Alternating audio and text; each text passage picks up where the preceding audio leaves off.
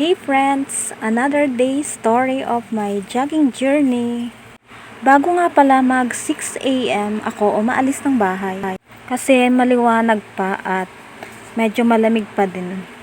Ayun nga, tara! Hindi ko na nga din pala binideo yung pagtakbo ko dyan. At nakailang ikot na din naman ako dyan kaya nag-stop over na muna ako.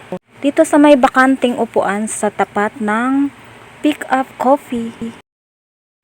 Ayan ang eksena. Picture, picture.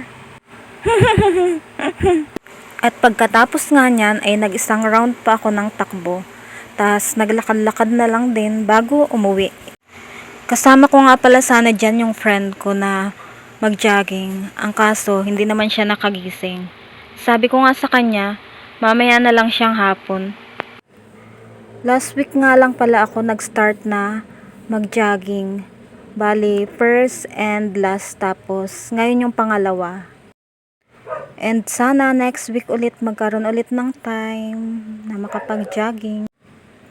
At yun lang naman ang ganap for today's video. Thank you for watching. Bye!